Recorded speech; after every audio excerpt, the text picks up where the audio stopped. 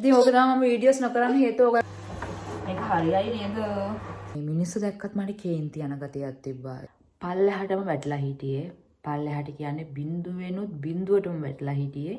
Hi guys, welcome back to my YouTube channel.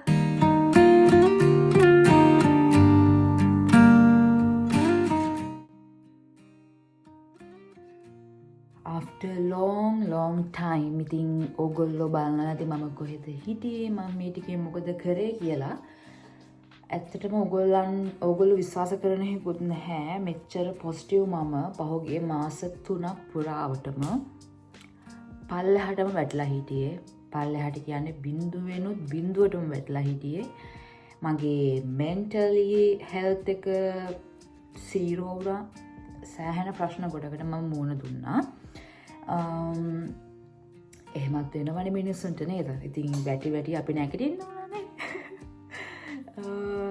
මං කියන්නම් මට මොකද උනේ කියලා. මුලින්ම මම හිතන්නේ ඔක්තෝබර් නොවැම්බර් දෙසැම්බර් ඒ මාස 3 මම ජනවාරි මුල් සති දෙකක් විතර ඒ විදිහට හිටියේ. මම සෑහෙන ඩවුන් වුණා. ඩවුන් වෙන්න හේතුව තමයි මට මේ දත් කැක්කුමක් හැදුනා. මම බබාට කුක්කු දෙනවානේ. ඉතින් මං හිතනවා මගේ දත් දිරලා කියලා. හරිද? මගේ මේ දත් කැක්කුමත් එක්ක කම් කැක්කුම ආවා. ඊය පෙන් එක සෑහෙන්න තිබ්බා. ඕගොල්ලන්ට දත් කැක්කුම ඇදලා තියෙනවා නම් කාට හරි ඊය පෙන් එක ඇවිල්ලා තියෙනවා නම් ඒකම කවුරුහරි කමෙන්ට් කරන්න. ඒ වේදනාව ගැන ඕගොල්ලන්ට දැනෙච්ච විදිහ මට කියන්න. ඉතින් ඒක ගැන ආය මම මෙතන විස්තර කරන්න ඕනේ හැදුණු කට්ටිය දන්නවා කොච්චර වේදනාවක්ද කියලා. ඉතින් ඒ වේදනාවෙන් මම දවස් කීපයක් හිටියා. ඊට පස්සේ මම ගියා ඒක පෙන්නන ඩෙන්ටල් එකට. එතකොට මේ ඩෙන්ටල් එකට ගිහිල්ලා කොහොම හරි ඩෙන්ටල් එකෙන් මගේ ඒ දත මේ කෙරවලේ දත ඒක බාගෙට ගැලවි එක ගලවන්න බෑ කියලා. ඉන්ජෙක්ෂන් ඉදලා ඇනස්තේෂියා ඉදලා කලමන්න බැරුව ගියා කොහොම හරි. ඉතින් ඒ පේන් එකත් එක්ක මම මාසයක් විතර හිටියට මම වෙන ඩෙන්ටල් එකකට ගියා. එතනිනුත් කොහොම හරි එන්න කියලා ආයෙ සතියකින් ඩේට් එකක් දුන්නා. කොහොම හරි මම මාස ජනවාරි වෙනකම්ම මගේ මේ දත් කැක්කුමයි කන් කැක්කුමයි එක සෑහෙන්න විඳෙව්වා. ඒ කාලේ මට මාව එපා වුණා කියන්නේ මට මේ රටත් එපා වුණා එච්චරටම. ඇයි ඕන විදිහ යන්න හොස්පිටල් එකට යන්න බෑ අපිට හිතෙන විදිහට අපිට හොස්පිටල් එකට යන්න බෑ. ඩෙන්ටල් ක්ලිනික් යන්න ඕනේ. ඊටත් අමතරව අපිට ඕන විදිහට ඒ ක්ලිනික් එකට යන්නත් බෑ. අපොයින්ට්මන්ට් එකක් දාගන්න ඕනේ. අර ලංකාව වගේ හදිස්සියේ ප්‍රයිවට් දෙයක් කරගන්න බෑ ඇත්තටම මෙහෙ. ඉතින් මට ඒ හින්දා මේ හැමදේම මට එපා වෙලා මට ලංකාවට යන්න හිතලා තිබ්බේ. මේ ඇත්තටම ලංකා ජීවිතේ මට හොඳයි කියලා හිතන කාලයක් තමයි ඒ කාලේ. කොහොම හරි ඉවසගෙන හිටියා. ඒ ඉවසගෙන ඉඳී ඔයගොල්ලෝ හිතන්න ගහෙන් වැටිච්ච මිනිහට ගොනා යනවා වගේ මට හැදෙනවා වෛරස් එක. මෙන්න මේ කාලේ ඒ කාලේ ඉතාලියේ තිබ්බ වෛරස් එකක්. ඉතින් මට ඒ වෛරස් එකත් හැදෙනවා. මට සාමාන්‍යයෙන් උණ ගන්නෙ නැහැ. උණ අසනීප වගේ දේවල් මට හැදෙන්නේ නැහැ. හැබැයි හැදුනොත් ඉන්න ඕනේ. අන්න ඒ වගේ කෙනෙක් මම. ඉතින් දෙසැම්බර් 26 මට හොඳට මතකයි ක්‍රිස්මස් එකට පහුවදා අසනීප වෙන්න එකටම හස්බන්ඩ්ගෙන් මට මගෙන් බබාට අපි තුන්දෙනාගෙන්ම ආපහු අම්මට ඔන්න ඔය වගේ අපි හැමෝටම අසනීප වුණා. නැගිට ගන්න බෑ ඇඟ තලා දාලා වගේ. අපි දෙන්න එක හොස්පිටල් එකකට ගියා. ඒකෙන් කිව්වා ඕගොල්ලන්ගේ ඒරියා එක නෙමෙයි මේක. ඕගොල්ලෝ යන්න ඕගොල්ලන්ගේ හොස්පිටල් එකට කියලා. හරි කියලා ඉවසගෙන ගියා අනිත් හොස්පිටල් එකට. ඒකෙදී මට මේ කෙලින් හිට ගන්න බෑ. මාව ඇදගෙන වැටෙන්න වගේ මගේ ඇඟට පණ නැහැ හොඳටම. මාව එක මේ ඩොක්ටර් කෙනෙක් චෙක් කරලා කිව්වා මට අසනීපයක් නැහැ. මට උණ නැහැ. ඔයාට ඕනේ කියලා හස්බන්ඩ් පෙන්නලා හස්බන්ඩ් බෙහෙත් දුන්නා. ඇන්ටිබයොටික් තාපිරිනා ඔය ටික තමයි මෙහෙ දෙන්නේ. ඊට පස්සේ කොහොම හරි මට නැහැ කියපු වෙලේ මට ඇඬුණා. මට හොස්පිටල් එකේ ඇඬුණා. මම එතන බෙන්ච් එකේ ඉඳගත්තා. ඊට පස්සේ මේ කොහොම හරි ඔහොම අපි ෆාමසි එකට ආවා. ෆාමසි එකේ අඳුරන අංකල් කෙනෙක් ඉන්නද ඒ අංකල්ට කියලා විස්තරය මොකද මම බබාට බ්‍රෙස්ට් ෆීඩින් කරනවා. ඉතින් ඒ නිසා මට හිතුණු විදිහට බෙහෙත් ගන්න බැහැ. ඒ ප්‍රශ්නෙත් තිබ්බා. ඉතින් කොහොම හරි ෆාමසි අංකල් අපිට බෙහෙත් දුන්නා. කොහොම හරි ඒක පැය 8න් 8ට බීලා තමයි මම රිකවර් වුණේ. ජනවාරි පටන් ගත්තෙම අසනීප විදිහට. බබාව හොඳ කරගත්ත එකටම ඊට පස්සේ තමයි මගේ ඇඟේ අමාරුව හොඳ වුණේ. මොකද මගේ ඇඟේ අමාරුව හොඳ වෙන්න විදියක් නැහැ. මට රෑ වෙද්දී ඊය පේන්න කියනවා. ඒ නිසා තමයි මම පේන්න හිටියේ නැත්ත ගොඩක් මට හැමදේම එපා වෙලා තිබ්බේ. සෝෂල් මීඩියා වලින් මම ඈත් වෙලා හිටියා. මෙන්ටලි මම සෑන්ඩ් ඩවුන් වුණා. මොකද උදේ වෙද්දි පහවදාට හස්බන්ඩ් වැඩට යනවා, අම්මා වැඩට යනවා. මම ගෙදර තනියම ඉතින් හැමදේම මට ගොඩක් අමාරු වුණා. මම ගොඩක් ડિප්‍රෙස්ඩ් වුණා. කොහොම හරි මම හිතලම හිත හදාගත්තා. මගේ අසනීපේ හොඳ වුණා. මම මගේ එතකොට මේ දතත් හැදුවා.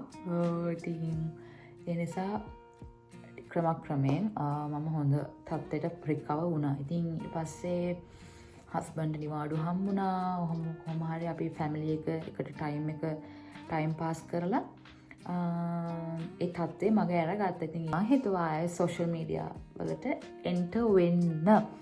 මොකද කීප දෙනෙක් මැසේජ් කරලා හැව්වා යකි මේ වීඩියෝස් දාන්න නැති කියලා. ගොඩක්ම මම Facebook එකේ නම් ඇක්ටිව්. නමුත් YouTube එකේ ඇයි යකි පේන්නේ හිටියේ නැත්තේ කියලා.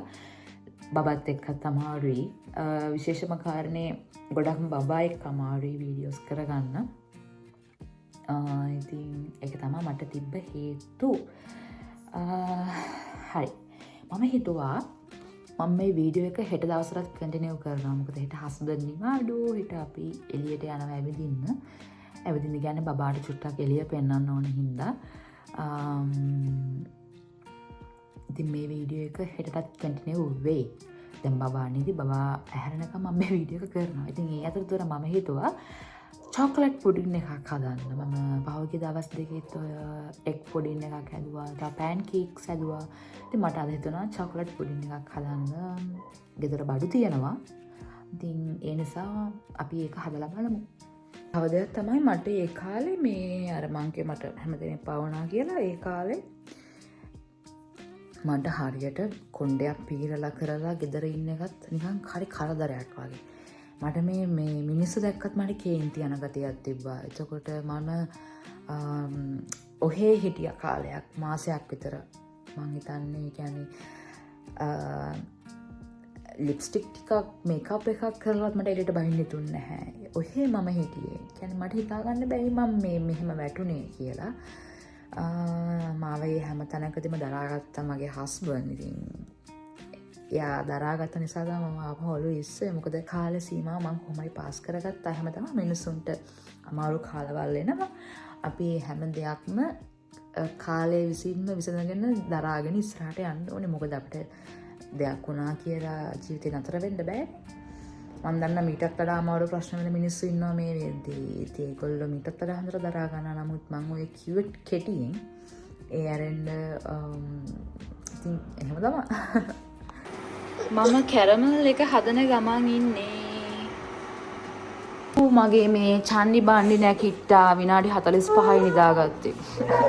මම දැන් කොහොමද මේක හදන්නේ? සුදු. මම කැරමල් එක එහෙට මෙහෙට දාලා හදාගත්තා. චුට්ටක් සීනි කැට ඉතුරු වෙලා තියෙනවා කියලා මට හිතෙනවා.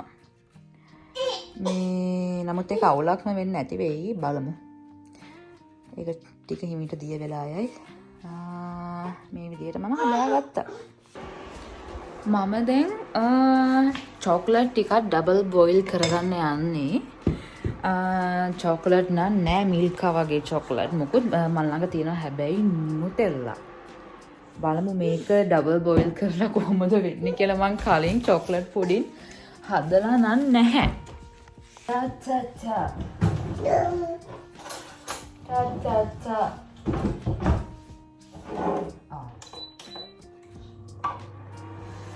මේක හරියයි නේද? කොහොමද ඔයාලට ගොඩ කාලෙකින් නේ මං ආයෙත් ආවේ. පහුගිය දෙකේ බිසි වෙලා හිටියා. ඉතින් ඒ ප්‍රශ්නත් සේරම ඉවර කරගත්තා. දැන් තමයි ඉතින් ආපහු මගේ වැඩ සේරම පටන් ගත්තේ.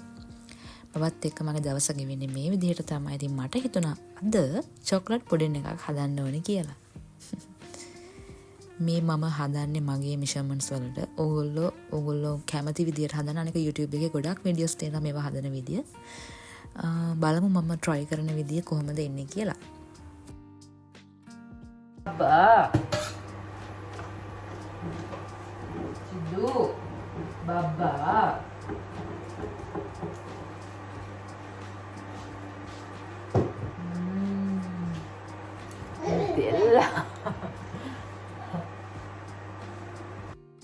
මගේ පුතා එක්කනම් ඇත්තටම මට මේ වැඩ අමාරුයි. ඉතින් මම මෙයාව ෆීඩින් චාය එකේ තියලා එයාට මොන හරි දීලා තමයි මගේ වැඩ ටික මම කරගන්නේ. සේරම දැන් මම හොදන්න ලක්ෂෝ.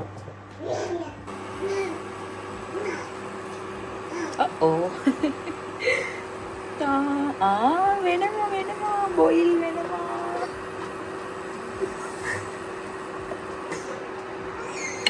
මේ ටික හදාගෙන මම එන්නම්. ඊට පස්සේ තියෙන්නේ ඉතින් මේ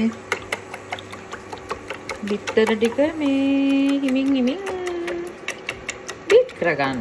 කලවම් වෙන අර පෙන ගතියක් එන්න. අරකට බොයිල් වෙනවා. හරි මම එනම් මේක බොයිල් කරගෙන ඒක මේකට දාලා කලවම් කරලම එන්න.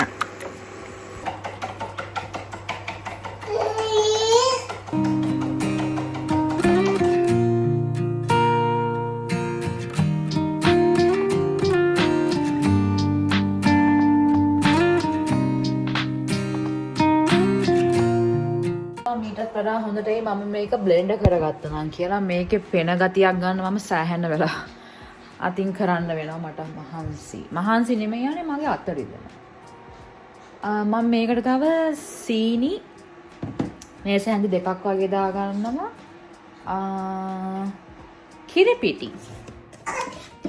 කිරිපිටිත් මේස හැඳි දෙකක් වගේ දා ගන්නවා. තම් පැටියට මන් දාලා දුන්න කීවි එක චුට්ටක්. මෙයා මේ ඇපල් චුච්චා කටේ ගහගෙන ඉන්නවා. මෙයාව ෂේප් කරගන්න ටිකක් හරි අමාරුයි. හරි කේන්තිකාරයා මං වගේම. ගයිස් මේක චතුසික චොකලට් පුඩින් එක මම මෙෂර් කරලා හැදුවේ. හරියට ඒක දන්නෙත් නෑ.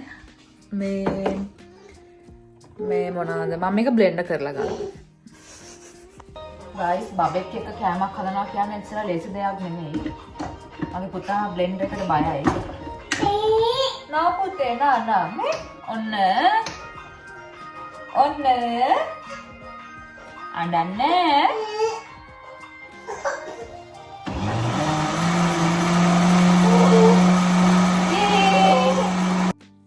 මගේ පුතා චුට්ටක් බයයි මේ සද්දවද්ද වලට. මොකද මෙයා පොඩි කාලේ ඉඳන් හුරු කරගත්තේ නැති නිසා තමයි මෙයා චුට්ටක් බය වෙන්නේ. ඉතින් ඒක ටික ටික දැන් හරි ගිහිල්ලා තියෙනවා.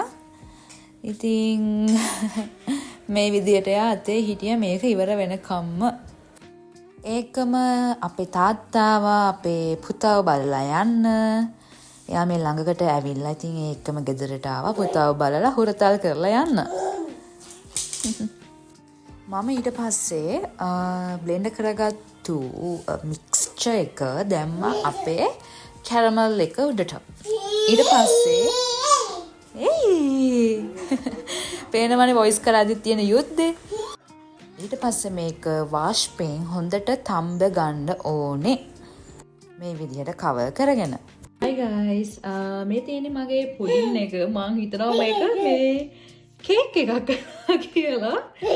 මේ මම ටූත් පික් එකකින් ඇනලා බැලුවා චුට්ටක්. අවුලක් නැහැ. ඉතින් ඕක තමයි මම වීඩියෝස් නොකරන්න හේතුව ඔයගලන්ට පේනවා. මේත් එක්කම මුකුත් කරගන්න. මුකුත් කරගන්න බෑ ඉන්න එක විදිහකට එක විනාඩියක් නිකන් ඉන්න. මම මේ දැන් කේක් එකලු පුඩින් එක නිවෙන්න තියනවා. නිවෙන්න තියලා හොඳටම නිවෙන්න තියනවා. ඊට පස්සේ මම ෆ්‍රිජ් එකට දානවා.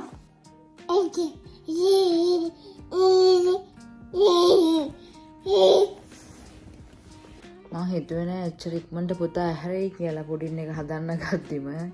මං හිතුවා හැරෙන කලින් ලස්සනට වීඩියෝ එක කරගන්න නමුත් බැරුව ගියා. ඒකයි මම මේ විදිහට වීඩියෝ එක ඉවර කරන්න හිතුවේ. මම දැන් ඒක නිවෙන්න තියලා. නෝ පුතා නෝ මනික. ඒක නිවෙන්න තියලා. දැන් මම ඒක නිවෙන්න තියලා ෆ්‍රිජ් එකට දානවා. ඔයාලට පේනවා මේ කොණ්ඩ කෑලි.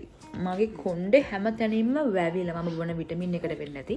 දැන් අල්ලගෙන හිට ගන්නවා, බඩ ගන්නවා, ඔක්කොම කරනවා. දැන් කතාත් කරනවා එයාගේ පළවෙනි වචනේ තාත්තා. එයා තාත්තා කියලා තමයි කිව්වේ. තාම අම්මා කියන්නේ. එයා අම්මා කියන්නේ. තාම අම්මා කියන්නේ. මේ හරිම දඟ බබෙක් මට ඉන්නේ. බුදු අම්බෝ මට එක විනාඩියක් නිකන් ඉන්න නෑ. දවස ගෙවනවා මට තේරෙන්නේ නැහැ. නමුත් ඉතින් වෙලාවක් හම්බෙච්ච ගමන් මේ වගේ මොන හරි කෑමක් හදලා මම මගේ මෙතන හදා ගන්නවා. මම ආසයි කෑම හදන්න. මම ආසයි කෑම යන්න හදන්න කරන්න මම හරි ආසයි. ලංකාවේ ඉන්න කාලෙත් මම හරි ආසාවෙන් හස්බන්ඩ්ට කෑම හදලා දෙන්නේ. බත්තු යන්නේ. මේ දේවල් දැන් චුට්ට මිස් කියනවා මෙයා හදනට පස්සේ මෙයාත් එක්කම තමයි සෙල්ලම. ඉතින් ෆ්‍රී වෙච්ච ගමන් ඉතින් මොනවා හරි දෙයක් ඔය වගේ හදනවා. හරි එහෙනම් මම මේක නිවුනට පස්සේ ඔයගොල්ලන්ට රස අරන් එන්නම්. මතක තියාගන්න මේක එසේ මෙසේ පුඩින් එකක් නෙමෙයි චතසීස් පුඩින්. මට එහෙමයි මම චොකලට් පුඩින් හදන හැටි දන්නවා. නමුත් ඒ තියෙන මෙෂර්මන්ට් කියන්නේ ඒ තියෙන මෙෂර් එක නෙමෙයි මම ගත්තේ. මට හිතෙන විදිහට තමයි මම ගත්තේ. ඉතින් බලමු ඒක කොයි විදිහටද ඇවිල්ලා තියෙන්නේ කියලා. හරි. නෝ පුතා නෝ නැත් එක්ක බෑ. කවුරුත් නැද්ද මෙයාව බලා ගන්න? ඔව්. බලන්න පඩි මෙතන පඩි දෙකක් තියෙනවා ඒකම නගිනවා. ඉතින් අම්මලා මේ අත්දැකීම දන්නවා ඇති. මගේ බබාට දැන් මාස 10ක් පිරෙනවා මේ මාසෙට. මාස 10ක් ගියා කියන්නේ. මට නිකන් අද ඊයේ හොස්පිටල් එකේ හම්බුණා වගේ. ඉතින් මෙහෙම තමයි මගේ දවස ගෙවෙන්නේ. ඉතින් හෙට දවසේ හම්බ වෙමු. අපි එළියට යන්න හිතන් ඉන්නවා. බලමු ඒකත් කොහොම වෙයිද දන්නේ නැහැ. ටෙම්පෝ වෙන්නත් ඕන.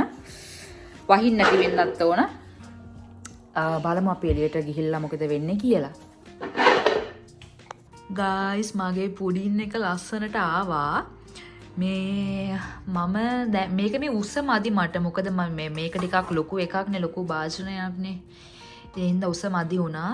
පොඩි එකක් ගන්න තිබ්බනම් තවත් උසට එනවා. මේක හොඳ හයියට තියෙනවා. වාව් රහත් ඇති ඒ වගේම. අපේ චන්ඩි බන්නේ නිදාගත්තා. ඉතින් මම හිතුවා ඒ අතරතුර මගේ පුඩින් එකේ රස බලන්න. රස පාටයි බලමු මේක මොන රහට ඇවිල්ලාද කියලා. චොක්ලට් පුඩින් කියලා හැදුවේ. ඕ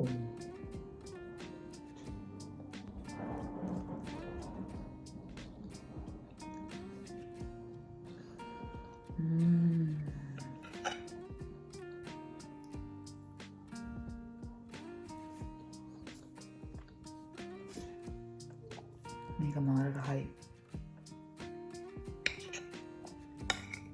වව්.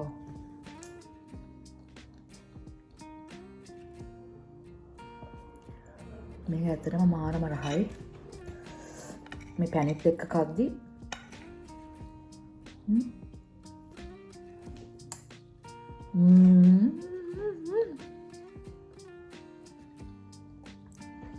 එදා හදපු එක් පුඩින් එකට වඩා මට මේක රහයි. කෑලි 6යි තියෙන්නේ. මේක රහයි.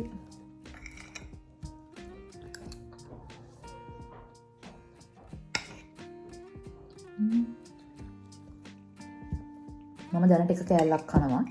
පස්සේ අයිතුරු ටික කනවා හවසට. මේක තව කූල් කරන්න ඕනේ. කූල් එක මදි.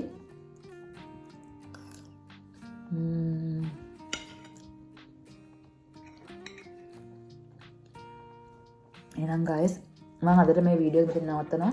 පුඩින් එක හරිම රහයි කිසිම මෙෂර් එකක් නැතුව මම මේක හැදුවේ. ඔහේ හැදුවේ. ඔයගොල්ලෝ හදලා බලන්න හිතේ මිම්මට පදමට හදලා බලන්න මේ රහට එනවා. එහෙනම් හෙටට මේ වීඩියෝ එක කන්ටිනියු වෙනවා. ඉතින් හෙට වෙනකම් අපි ඉමු.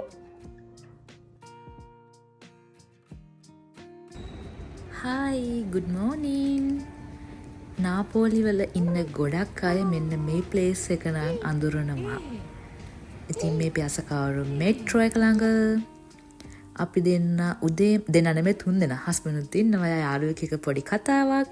ඉතින් අපි දෙන්න 3 දෙනා උදේම ආව මෙන්න මේ පැත්තට. අපේ වැඩ වගේකුත් තිබ්බා. ඒවත් කරගන්න බලාගෙන අපි ආවා චූටි පුතාව එක්කගෙන. සෝසකැත්තේ පළවිය ගොඩයි. පළවිය ගොඩයි. ඕ අයියෝ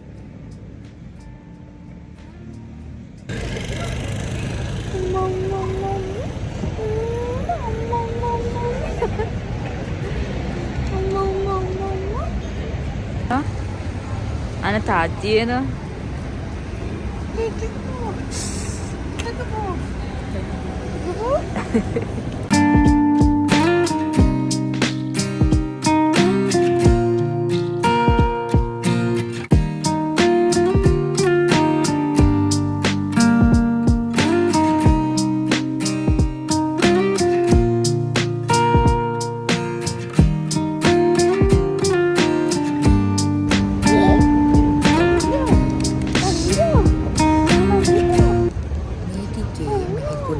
සීතලයි. හැබැයි තව මාසෙකින් දෙකකින් මේ සීතල නැතුව යනවා.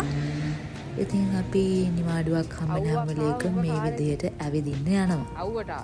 ඊට පස්සේ අපි අපේ වැඩ වගේක් කරගන්න ආවා. ඉතින් ඒ වැඩ ටිකත් සේරම ඉවර වුණා. පුතාව එළිය බැලන්ස් කරගන්න එක නම් මට හරිම යුද්ධයක් තමයි ඇත්තටම. එයා ගොඩක් එළියට කැමති නැහැ. ඉතින් මම හිතුවා එයාව ටික ටික මේ එළියට හුරු කරන්න ඕනේ කියලා. එයා ගොඩක් වෙලාවට මගෙත් එක්ක ගේ ඇතුළෙම තමයි ඉන්නේ. ඉතින් මම උනන් දැන් තනියම පුතාව එළියට අරන් යන්න පටන් ගන්න තියෙන්නේ. එතකොට එයා ටික ටික මේ එළියට හුරු වෙන හින්දා. ඉතින් අපි කොහොම කැෆේ එකක් බීලා චූටි කතාවක් දාගෙන පැයක් දෙකක් එළියේ ඉඳලා ආපහු ගෙදරට ආවා. එහෙනම් මේ vlog එක අදට මෙතනින් මම ඉවර කරනවා. ආයමත් ඉක්මනින් එන්නම් චූටි පුතත් එක්ක එක එක විදිහේ කෝලම් වීඩියෝස් අරගෙන.